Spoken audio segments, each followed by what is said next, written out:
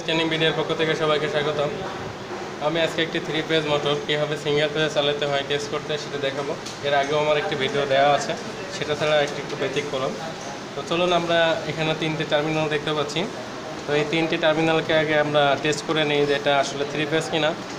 তো 3 টার্মিনালে তো সিঙ্গেল ফেজ হতে পারে, সেক্ষেত্রে হতে পারে একটা কমন এবং একটি রানিং এবং একটি স্টার্টিং।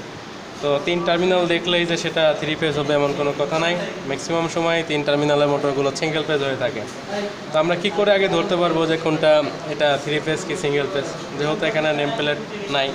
তো এখন দেখেন, আমরা সেই জন্য প্রথমে রেজিস্ট্যান্স মাপবো। আমি একটা মিটার নিছি।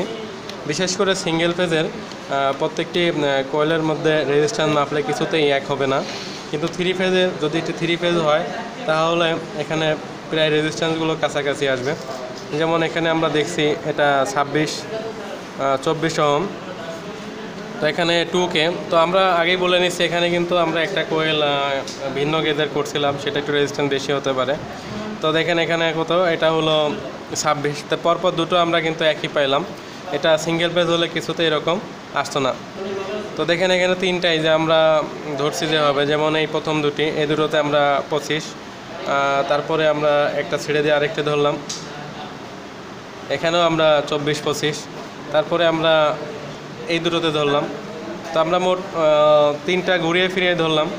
তো সেখানে এইটার একটু বেশি, 2 বেশি আর কি, 24, 25, 26, অর্থাৎ একই রকম রেজিস্ট্যান্স আমরা পেয়েছি। একদম কাটাই এক হয় নাই, আমরা এটা নিজেরা রিওয়াইন্ডিং করছি। তো আপনারা জানেন আমরা অনেক রিওয়াইন্ডিংয়ের ভিডিও দিয়ে থাকি। তো এটা তাহলে 3 পেজ আমরা বুঝলাম। তো আমি একটা 3 পেজ লাইন নিছি। তো সেখানে এবার এই মোটরটিকে লাগিয়ে দেবো ফার্স্টে। এটা 3 পেজ আমরা চালিয়ে তার কারেন্ট দেখে নিব, তারপরে আমরা এটাকে সিঙ্গেল পেজে চালাবো।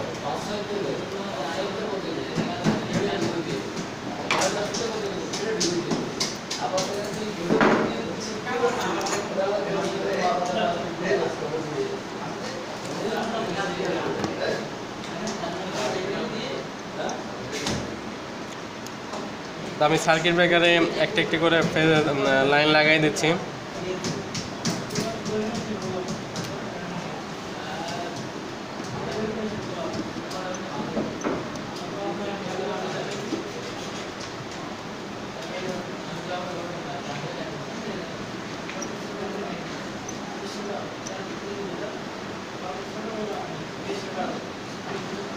আমরা লাইনগুলো লাগাইছি, এবার আমি মূল লাইনটি অন করব। অন করার পর এটা যে 3 ফেজ সেটা আমরা ভোল্টেজও মেপে নেব। তো দেখেন আমরা 600 ভোল্টে এটা রাখছি। রাখার পরে আমি প্রত্যেকে 2টি ফেজের মধ্যে ভোল্টেজটা এখানে মাপবো। তো দেখেন এখানে আমরা এটাই পেলাম হলো 411 বা 12 ভোল্ট। তারপরে আমরা এখানে 411 ভোল্ট। তারপরে আমরা এই দুটোতে এখানেও আমরা 409 ভোল্ট পেলাম। তাহলে আমরা অবশ্যই শিওর হয়েছি যে এটা 3 ফেজ লাইন। এখন আমরা এটা অন করে দিব।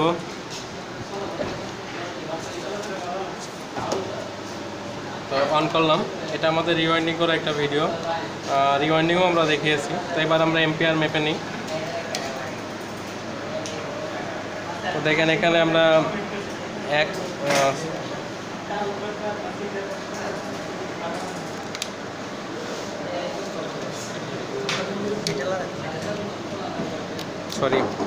আমি সিলেক্টরে ভুল করছিলাম।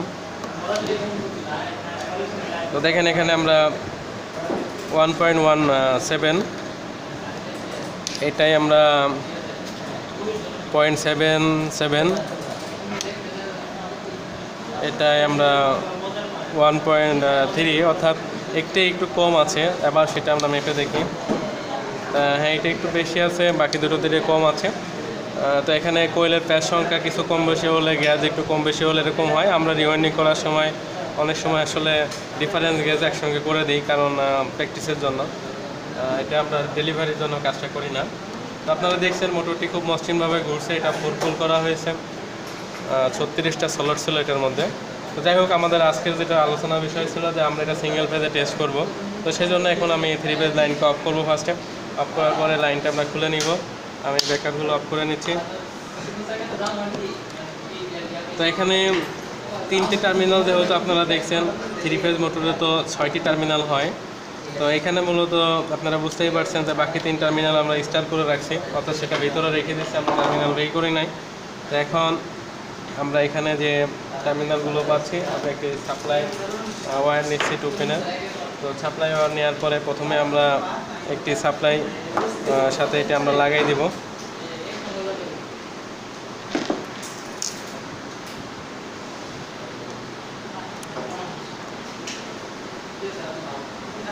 তো আমি একটির সাথে লাগালাম, আর বাকি যে দুটি তার আছে এখানে, তো আরেকটি সাপ্লাই তার আছে। তো এই দুটি আমরা ক্যাপাসিটরের দুই পাশে লাগাবো। আমি একটি ক্যাপাসিটর নিয়েছি, এটা 12 মাইক্রোফ্যারাডের একটি ক্যাপাসিটর। তো দেখেন এখন আমরা ক্যাপাসিটরের সাথে আমি লুজভাবে লাগাই রাখছি।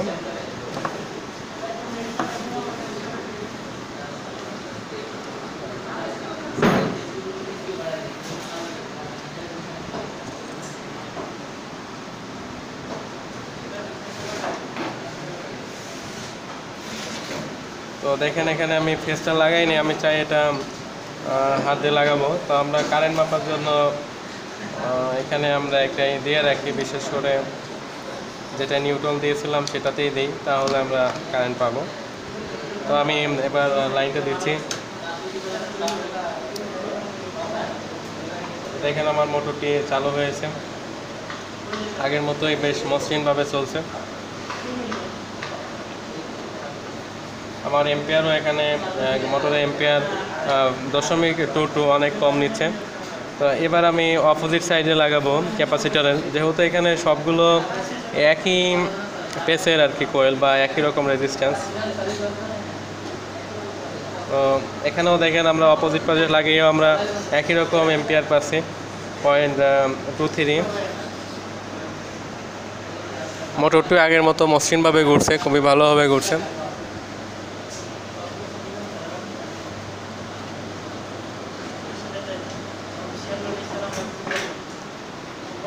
আমি লাইনটি বন্ধ করে দিচ্ছি।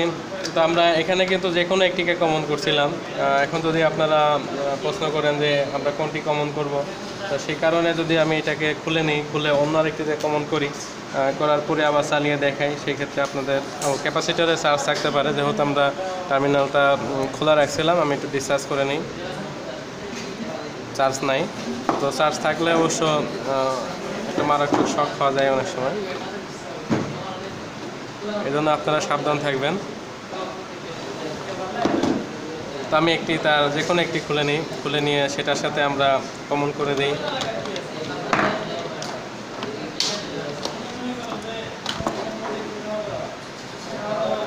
আমি প্রথমে এটার সাথে লাগাইছিলাম, নিশ্চয়ই আপনারা খেয়াল করছেন। তো এখন আমরা অন্য একটির সাথে লাগাচ্ছি।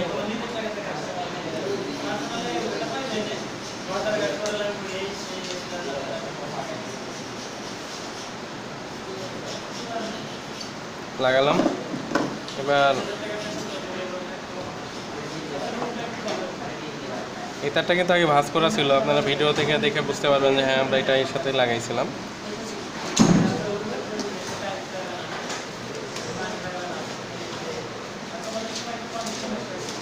তো আমি এবারও যেটা নিউট্রালে আছে সেটাই আমরা লাগাই রাখি, তাহলে আমরা কারেন্টের মাপ ঠিকভাবে নিতে পারবো।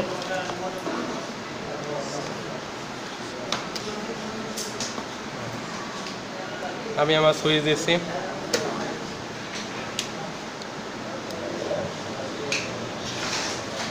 তো দেখেন একই রকম কারেন্ট নিচ্ছে 0.22। আমরা দেখছি মোটরটি চলছে। এবার আমরা অন্য একটি পাশে লাগাচ্ছি, এবারও 0.23 বা 24 নিচ্ছে। মোটরটিও আগের মতোই ঘুরছে। আমি লাইনটি বন্ধ করে দিচ্ছি।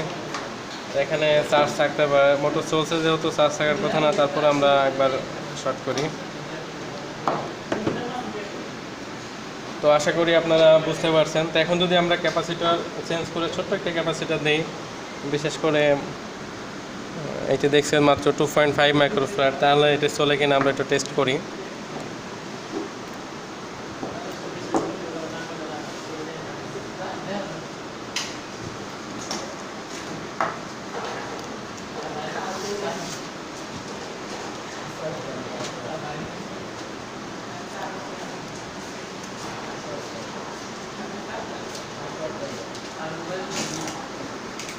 আমি আবার লাইনটি দিব। ছোট একটা ক্যাপাসিটর লাগাইছি।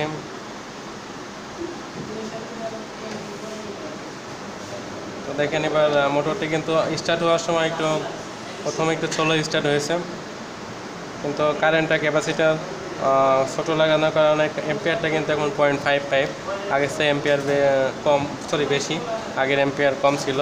এখন যদি আমরা চেঞ্জ করে লাগাই সেক্ষেত্রে একই রকম নিচ্ছে।